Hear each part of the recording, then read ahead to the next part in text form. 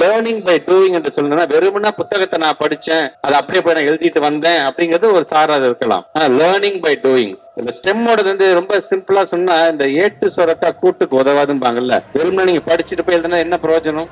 அண்டர்ஸ்டாண்டிங்கோட நம்ம படிக்கிறோமா, படிக்கிறத நம்ம வந்து பரிச்சை எழுதுகிறோமா, வாழ்க்கையில நம்ம எங்கேயாச்சும் இதை பயன்படுத்திக்கிறோமா அப்படிங்கறத நீங்க தனியாக தெரிந்து கொள்ள வேண்டும் என்பதற்காக நான் சொல்றேன். இந்த லேர்னிங் பை டூயிங் என்று சொல்வது படிச்சுட்டு எழுதுறதை காட்டிலும் செயல்பாட்டின் மூலமா ஒரு விஷயத்தை ஒரு நிகழ்வு நான் செய்து பார்க்கிறேன், அதன் மூலமாக எனக்கு அந்த அறிவு வருகின்றது என்று வரும்பொழுது அது என்றைக்குமே உங்களால வந்து யாராலும் அதை அழித்து விட முடியாது. உங்க மெமரியில அதை இருந்துகிட்டே இருக்கும். அதனால்தான் தமிழ்நாட்டு முதலமைச்சர் அது சார்ந்து ஒரு பிராக்டிக்கல் நாலேஜ் பிள்ளைங்களுக்கு வரணும் அப்படிங்கிறதுக்காகத்தான் தமிழ்நாட்டு முதலமைச்சர் பொறுத்தவரை எண்ணும் எழுத்தும் திட்டம் கொண்டு வந்ததாக இருந்தாலும், வானவில் மன்றம் கொண்டு வந்ததாக இருந்தாலும், வாசிப்பு இயக்கம் கொண்டு வந்ததாக இருந்தாலும், அது டெக்னாலஜி ஒவ்வொரு கிளாஸ் ரூம்ஸையும் கொண்டு போக வேண்டும் என்பதற்காக ஸ்மார்ட் போர்டை கொண்டு வந்ததாக இருந்தாலும், இப்படி எல்லா விதத்தையும் இன்னைக்கு நம்முடைய தமிழ்நாட்டு முதலமைச்சர் போர்ஸை பண்றாரு. தொலைநோக்கு பார்வையோட பார்க்கிறார். ஏதோ ஒரு மாநிலத்தில் வந்துச்சு, ஏதோ ஒரு நாட்டுல வந்துச்சு, நாம ஒரு 10 வருஷம் கழிச்சு செய்யலாம் என்பதை மாற்றி அப்ப தமிழ்நாட்டுல வந்துருச்சுப்பா, அப்ப நாமும் இதை செய்ய வேண்டும் மற்ற மாநிலத்தை இப்ப நாம சிந்திக்க வைக்கிறோம், செயல்படுத்த வைக்கிறோம். பாத்தீங்களா, அதுதான் இந்த திராவிட மாடல் அரசாங்கத்தோட மிகப்பெரிய வெற்றியாக நாங்கள் பார்க்கிறோம்.